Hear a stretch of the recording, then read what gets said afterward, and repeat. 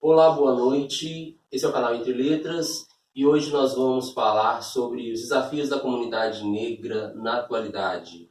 Para isso, nós convidamos o professor sociólogo Genival Júnior para conversar um pouco com a gente sobre esse assunto. Genival, muito obrigado. Eu que agradeço. O canal Entre Letras está imensamente lisonjeado pela sua presença. É muito nobre ter você aqui. Vamos para começar, nós gostaríamos de saber quem é o Genival. Bem,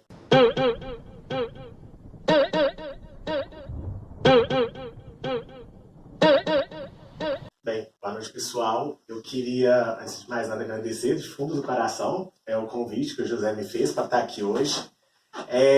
De maneira bem objetiva, né, quem é o Genival. Eu sou formado em Ciências Sociais pela Universidade Federal de Viçosa, atualmente sou mestrando em Educação e trabalho como professor da rede básica de ensino desde 2017. Durante a graduação, durante a pós-graduação, eu me envolvi mais diretamente com o empreendedorismo e também, ao final da minha graduação e na pós-graduação, com o debate sobre a inclusão das pessoas, das minorias, né, dentro da universidade. Então, esse é um ambiente que eu me sinto super confortável para falar. Pensar o local dessas pessoas, pensar o local dessas minorias e como que o acesso das pessoas negras está acontecendo. Recentemente, a Fundação Palmares, sob a presidência do Sérgio Camargo, retirou da lista de personalidades a serem homenageadas todos os artistas vivos e propôs colocar nessa lista militares e policiais, né, sobre alguns argumentos. O que você acha disso? Bem, a primeira coisa que a gente precisa pensar é na função da Fundação Palmares para o brasileiro e para a democracia, né? Ela é uma instituição que ela fortalece a identidade negra dentro do país. Ela tem uma proposta de valorizar essa cultura que durante toda a história foi negligenciada. A partir do momento em que o seu representante máximo, o seu diretor, ele exclui determinadas personalidades, ele está falando algo para a sociedade. Isso vai falar sobre o papel da Fundação Palmares nesse instante do Brasil. Ao retirar de cena pessoas que de fato representam a comunidade negra e que são os expoentes da cultura e que têm uma representatividade dentro do campo cultural que é importante, o que a gente observa é não apenas um fechar das portas para a comunidade negra, mas sim para a cultura como um todo. Eu acredito que ao fazer isso, o que a gente percebe é um impedimento para pensar não só a cultura, mas para pensar onde as pessoas negras devem estar e quais lugares elas não devem participar. E no caso seria essa institucionalização da cultura e valorização da cultura negra. Não ter numa lista de homenagens, né, a nível nacional e mundial também, pessoas do naipe de Zezé Mota, de Paulo Paim, de Elza Soares, de Gilberto Gil. Qual é o impacto de não ter essas pessoas? Qual é o impacto de não ter essas pessoas para a sociedade brasileira? É um rompimento na nossa história, né? A gente não pode pensar uma sociedade que ela não é só histórico-cultural, né? Essa sociedade, como que ela se forma? Ela vai se formar através das conexões entre os indivíduos, produzindo cultura, e essa cultura está ali delimitada por um tempo, né? Então, quando se tiram essas pessoas, o que a gente vai perceber é o seguinte, é que é uma exclusão, tirar esses sujeitos é como se a gente quisesse apagar uma parte da nossa história. Eu acho que essa seria a frase correta. E aí, ao apagar essa parte da história, o que a gente está fazendo? A gente está deixando essa história não negra, né? A gente tira pessoas que são fundamentais, a gente tira uma parte de uma história, de uma população que historicamente faz parte da exclusão social do país, e aí a gente demonstra que o quê? Que a cultura ela é eurocêntrica, a cultura ela é genocida, né? E a cultura ela é racista. Então eu acredito que quando a gente tira essas figuras, quando a gente exclui essas figuras do cenário cultural, quando a gente vai quando a Fundação Palmares ela fala que aquilo ali não era para estar ali, quem deveria estar ali era o militar, o que a gente está estimulando aí é uma cultura do ódio, né? É uma cultura da violência. Lembrando que, quando a gente vai observar alguns dados estatísticos, são os policiais negros que são aqueles que sempre morrem, né? as ações que tem em termos de violência policial, os policiais negros são aqueles que mais têm, o índice de mortalidade deles é maior. E o mesmo vai se refletir quando a gente está falando da população negra no geral. Então, é importante a gente pensar qual que é a função dessas pessoas dentro da Fundação Palmares. Por que a gente precisa ressaltar que o Gilberto Gil é importante, que a Elza Soares é importante? Porque eles representam a resistência da cultura negra ao longo dos tempos dentro do Brasil. Ótimo. Como a sociologia e as artes, né, os profissionais envolvidos nesses campos, podem contribuir para o enfrentamento, para a resistência dessa fase, né, e desses comportamentos, né, como nós estamos vendo aí na Fundação Palmares? Sociologia, filosofia, artes, linguagens, humanidades, né, vamos ampliar o leque. Todos esses campos do conhecimento, eles são fundamentalmente resistência. Por quê? Porque são eles que vão problematizar a naturalização dessa violência simbólica que acontece com a gente, né? Retirou-se da Fundação Palmares a imagem de determinadas personalidades negras. Qual que é o papel dos profissionais da humanidade? É questionar isso, né? É demonstrar, é fazer um intercâmbio, é ser uma ponte entre a importância dessa cultura, né? A importância desses aspectos culturais, da valorização dessa cultura, desse grupo étnico, e conseguir demonstrar para a sociedade que aquilo ali é importante, né? Que aquilo ali tem que ser ressaltado. A gente não pode negligenciar isso. Então, eu acredito que o nosso papel, enquanto profissional da área de humanidades, enquanto professores, é realmente problematizar isso. Seja dentro da sala de aula, seja na mesa de um bar, seja dentro da casa dentro de casa junto com os parentes, no fundo de uma cozinha, porque é assim que a gente consegue levar para as pessoas e demonstrar para as pessoas a importância que esses aspectos têm para a constituição da vida humana. Né? Não dá para a gente pensar uma sociedade brasileira sem pensar uma cultura, não dá para a gente pensar uma sociedade brasileira sem um congado, não dá para a gente pensar e desenhar uma sociedade brasileira que ela não vai olhar para o Ouro Preto e não vai ver que aquilo ali foi o cenário da escravidão. Né? Então, o que a gente precisa pensar? A função desses profissionais é realmente fazer com que essa história, com que essa cultura, com que essa sociedade, com que essa forma de ver, ler e interagir com o mundo seja continuada. Eu acredito que o nosso papel é esse, é garantir a continuidade desses aspectos e fazer com que esses aspectos cheguem de fato à população que precisa. Né? Quantas vezes um professor ele não vai ser o elo condutor para aquele aluno da região periférica que vai virar para ele e falar assim, poxa, o grafite ele é cultura, o skate ele é cultura, o funk ele é cultura. Né? E eu acho que esse que é o ponto. O nosso papel, a nossa função social seria exatamente essa possibilidade de ampliar horizontes e conseguir resistir através de um pensamento crítico, de um pensamento questionador, de um pensamento que problematiza a realidade, que problematiza essas relações sociais e as relações de poder que são impostas dentro da sociedade hoje para a sociedade como um todo. Eu acredito que essa é a nossa função.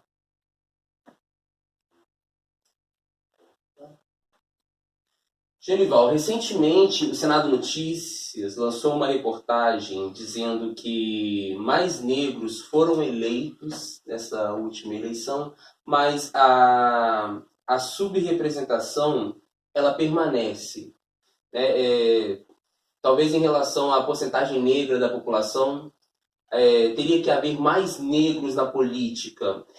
Isso se manifesta como um desafio para a comunidade negra atualmente? Sim, esse aí seria um dos maiores desafios. Né? A gente vai perceber, é interessante pensar a política, né? Pensar a política não apenas enquanto as eleições, mas pensar a política enquanto instituição social, pensar a política enquanto Estado e pensar a política enquanto dia a dia. Se a gente for pegar essas óticas, a gente vai perceber que o que a política passa é uma reprodução do que a sociedade passa. Vamos lembrar que uma mulher preta ela recebe muito menos do que um homem branco. Né? E o mesmo vai acontecer nas campanhas eleitorais. Né? Você tem um engajamento das pessoas pretas dentro da política, mas quando você vai analisar isso em termos de praticidade, você vai ver que essas campanhas elas têm esses impedimentos. Né? Impedimentos que são sutis, impedimentos que são minuciosos, que eles estão ali espalhados, que eles são parte do solo, né? Você está pisando neles, você não está nem percebendo que você está pisando. Um outro ponto importante que a gente precisa pensar quando a gente debate política é que a democracia brasileira ela ainda se apresenta como um não lugar por negro. Né? Quando eu falo democracia brasileira, vamos especificar um pouco mais, vamos falar de Estado. A participação no Estado ela se apresenta como um não lugar por negro, porque quando o Brasil se tornou república, quando o Brasil começou a ter todas as transformações ao longo da sua história, o negro não protagonizou, né? Ele recebeu aquilo. O que a gente vai perceber nesse sentido, então, é que é uma população que ela carece do Estado, mas ela é excluída desse Estado. Por quê? Porque tem-se a ideia de que, historicamente, o lugar da política é o lugar da pessoa branca, né? Ou da pessoa não negra. E aí a gente acaba tendo algumas informações que são importantes. No sul do país, se eu não me engano, em Santa Catarina, a primeira vereadora negra foi eleita em 2020. Né? A primeira vereadora negra. E a gente tem outros episódios. Teve uma outra vereadora em São Paulo que ela foi eleita e ela teve as suas redes sociais atacadas por pessoas. Foram ofensas racistas. Né? As pessoas falavam que ela deveria ser morta para que o vereador assumisse, porque ele era branco. A gente tem o caso de Marielle Franco, né? Que é um caso que, assim, a gente precisa saber quem mandou matar a Marielle. E a gente vai percebendo que esse local da política para os pretos, ele é um local ainda mais violento. Se for para as mulheres pretas, ele ainda é, além de violento, machista. Ele é violento, ele é machista, ele é racista, ele é elitista. Então a gente acaba percebendo que essas estruturas sociais elas se reproduzem dentro da política, dentro do campo político, dentro do jogo político. E mais do que isso desestimula a participação da população negra dentro desse cenário. Como que a gente tem revertido isso? Através da simplificação da política. Né? A política, eu costumo dizer que a política está pulverizada, ela está conseguindo chegar em lugares que antes ela não chegava.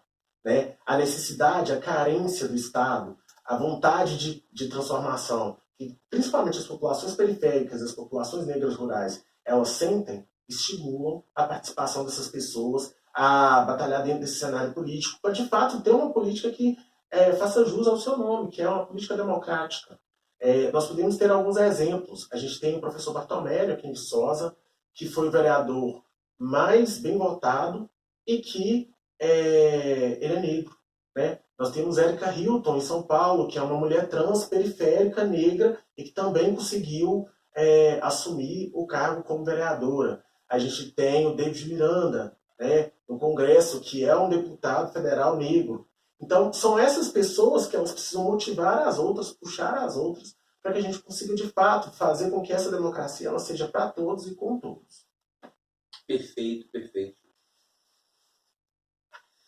Recentemente, nós tivemos aí um caso de grande repercussão nacional e internacional, né, que foi o assassinato de um homem negro em um supermercado no Carrefour, em Porto Alegre. Né? E a lista de pessoas, né, dentro desse contexto de violência é enorme. Nós temos a Agatha Vitória, o João Pedro, Marielle Franco, o Evaldo dos Santos, né, músico negro que teve o carro com a família metralhado, né, pelo exército brasileiro. E a pergunta é: nós falhamos como sociedade? Quando a gente fala em falhar como sociedade, a gente precisa pensar que talvez a gente esteja culpabilizando pessoas que não contribuíram para isso. Né? Eu acredito que a gente precisa repensar a sociedade. Não pensar como falha, porque quando dá a sensação de falha, a gente pensa que não teve nenhum acerto. Né? A gente pensa que não tem nenhum acerto. O que a gente tem feito, que eu acho que é o ponto central para a gente pensar a nossa conversa, é uma naturalização da violência, e especificamente a naturalização da violência contra pessoas pretas. Né? Há algum tempo a gente vai ter o caso do menino que foi amarrado no poste nu. Né? Então, o que é isso? O que isso fala para a gente? Isso fala de um lugar de ausência de segurança. Né? Isso fala sobre um lugar em que as pessoas elas não se sentem seguras para poder transitar no espaço público. Né? Você tem uma família que está se movendo num carro, de repente ela é metralhada, né? São 89 tiros. E por que isso? porque foi confundido com um bandido. Poxa, o ideário do bandido ele já está tão construído, ele já faz parte do desenho da estrutura social de maneira tão bem feita que as pessoas elas não se preocupam sequer com as outras vidas que estão ali. Né? A gente tem crianças pretas morrendo todos os dias. Todos os dias. Crianças que estão uniformizadas, crianças que estão em casa, crianças que estão assistindo TV, crianças que estão indo resolver algo para suas mães, e que essas crianças, quando você vai olhar essa população, ela compartilha de uma série de variáveis que a gente pode relatar aqui. Elas são pobres, elas são periféricas, elas são filhas de pessoas que vieram de estados do Nordeste, elas são fruto do que a própria sociedade constituiu, que é essa sociedade desigual. Quando a gente fala que a sociedade falhou, a gente naturaliza essa possibilidade de que essa violência permaneça. Eu não acredito que a sociedade falhou. Eu acredito que essa sociedade ela tem lacunas, essas lacunas estão sendo enfrentadas o tempo todo pelas pessoas. Né? A gente não pode esquecer que a morte de Marielle mobilizou e tem mobilizado e vai continuar mobilizando por muito tempo que mulheres negras participem da política. Né? Nós temos Thalília Petroni, a gente vai ter a própria Érica Hilton, que eu já mencionei aqui. A gente vai ter um grupo de mulheres que vai olhar para aquilo ali e falar, poxa, derrubou uma, vamos subir outras. Né? Então eu acredito que essa violência, ela, de fato, eu não estou naturalizando ela, muito pelo contrário, quando eu falo que a sociedade ela não falhou, o que eu estou querendo fazer é não culpabilizar todo mundo, porque tem pessoas que estão resistindo a esse processo, mas eu estou falando o seguinte, que a gente precisa repensar quais são as regras que compõem a nossa sociedade, como que essas regras elas estão distribuídas entre os sujeitos e como que essas regras são naturalizadas. Se a violência contra a pessoa preta ela está naturalizada, ela é posta como uma regra, a gente tem que lutar para combater isso. Né? Temos mais uma pergunta, né? Gostaria de fazer uma. Eu gostaria de conversar muito mais, porque estou aprendendo muito nessa entrevista e é algo muito útil, muito necessário, né? Principalmente nesses dias atuais aí. Eu gostaria que você falasse um pouquinho para a gente qual é o local que os negros ocupam na sociedade, ou que devem ocupar, e quais são os desafios em relação aos locais que os negros ocupam aí. Vamos pensar, né? Vamos começar pelas notícias boas e depois a gente problematiza. A gente teve, em 2020, a gente tem alguns episódios que precisam ser ressaltados. Né? O Lewis Hamilton, que é agora o maior corredor da Fórmula 1 do mundo, ele é negro. Ele defende uma agenda preta. Né? Ele tem uma agenda de resistência muito importante. E ele demonstra como que isso é fundamental para que outros negros ocupem esse lugar. A Fórmula 1 é um esporte majoritariamente branco. Né? Você não tem, nem nos boxes, nem na função mais esdrúxula da Fórmula 1, né? Nem na função, não vamos pensar o esdrúxulo como sendo algo pejorativo, né? Porque são profissões e elas têm o seu valor. Mas nem nas profissões que a gente poderia olhar e que tradicionalmente aqui no Brasil a gente fala, olha, essa aqui é a profissão de baixo prestígio, você vê um negro lá. A Fórmula 1 é majoritariamente branca. Os engenheiros são brancos, quem troca o pneu é branco, quem limpa a pista é branco, quem grava é branco. E aí você tem o Lewis Hamilton chegando lá e demonstrando que, olha, eu sou melhor do que o Schumacher, que é alemão, né? E demonstrando que vidas negras importam. Né? Eu acho que essa é a frase, né? Isso é a frase que está no macacão dele, que está no carro dele.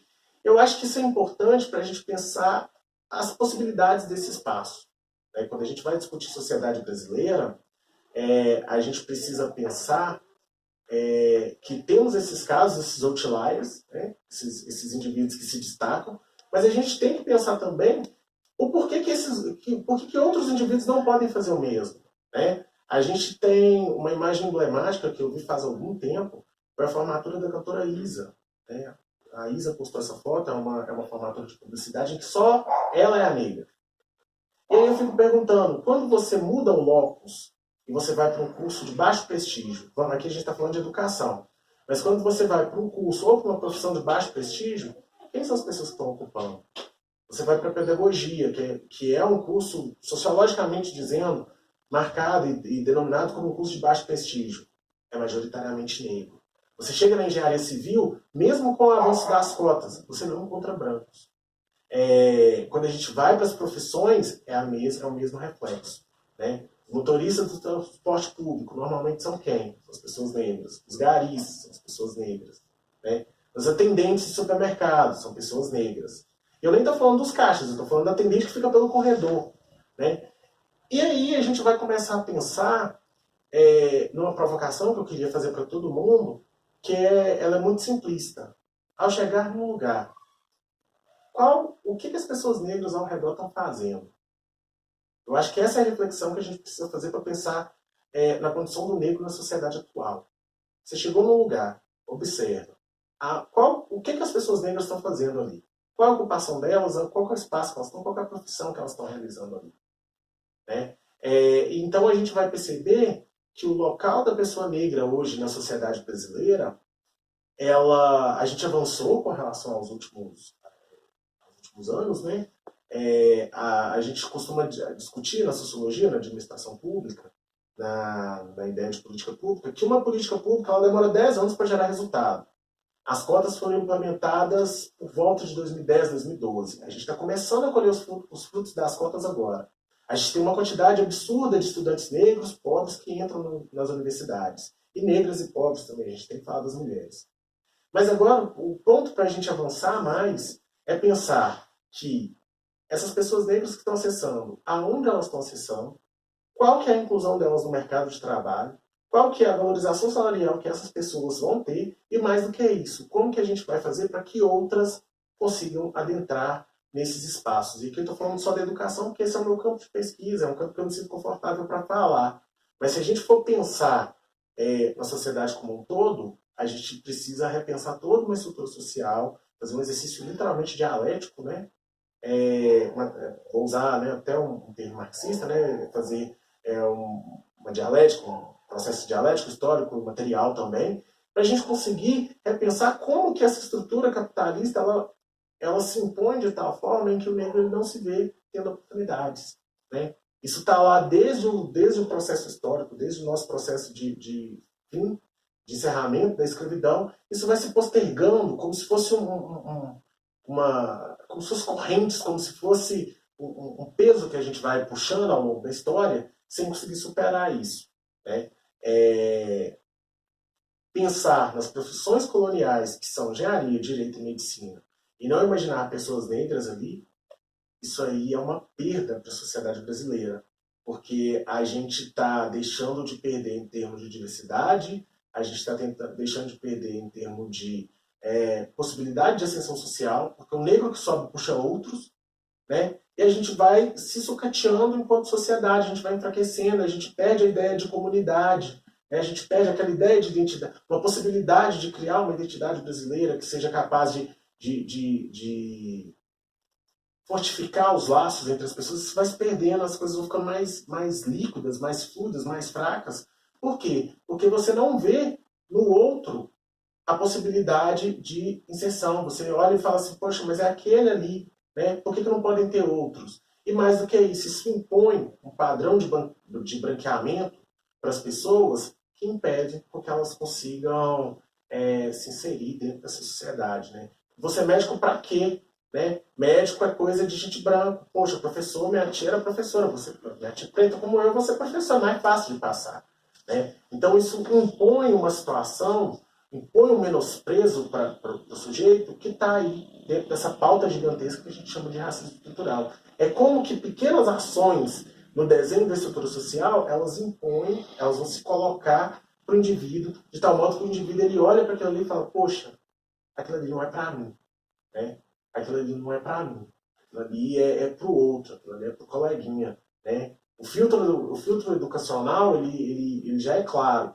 Né? Aqui eu vou voltar de novo na educação. A gente tem pouquíssimas pessoas chegando no ensino médio. Essas pessoas que chegam no ensino médio, elas não são as pessoas pretas. As pessoas pretas elas estão alocadas na educação de jovens e adultos. Porque elas estão tendo de estudar e trabalhar. Porque a vida para elas é muito mais severa. Então, assim, como é que a gente pensa isso dentro da sociedade? Né? O local da pessoa negra hoje na sociedade brasileira tem que ser onde ela quiser. mas tendo condições para chegar onde ela quiser. Né? E isso vai ser, como a gente vai fazer isso? Por iniciativas como da Magazine Luiza, com processos seletivos exclusivos, como iniciativa da Bayer, como iniciativas como as cotas, como iniciativas que vão dar esse estímulo para superar essa lacuna histórica que a gente tem, né? Esse problema, esse estruturalismo histórico que a gente tem, que impede com que essas pessoas consigam chegar a determinados espaços, a determinadas profissões. Ótimo, eu nem estou comentando porque eu estou aprendendo. E é isso, galera. Terminamos a nossa entrevista aí com o professor sociólogo Genivaldo Júnior. Estamos imensamente satisfeitos aí. Acredito que esse vídeo ele vai viralizar e ser muito útil aí para quem o assistir, para a nossa sociedade em geral. Genivaldo, muito obrigado. Eu que agradeço, Zé. O canal Entre Letras está de portas abertas sempre que você quiser. Ok? Vamos solicitar de novo a sua presença. Com certeza, eu volto com todo prazer. Pode deixar. Beijo, galera!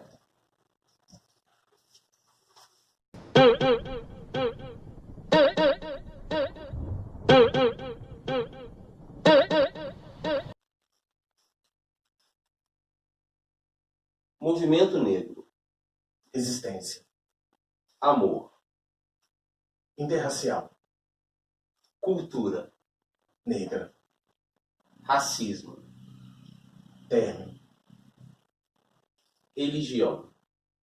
Afro. Artes. Quilombolas. Educação. Inclusiva. Política. Democracia. Zumbi. Herói. Inspiração. Obrigado, Genival. Eu que agradeço, Zé. Foi um prazer enorme estar aqui. O prazer foi meu. E é isso. Terminamos a nossa entrevista com o professor Genival. Vou falar de novo, tá? Que eu vou cortar isso.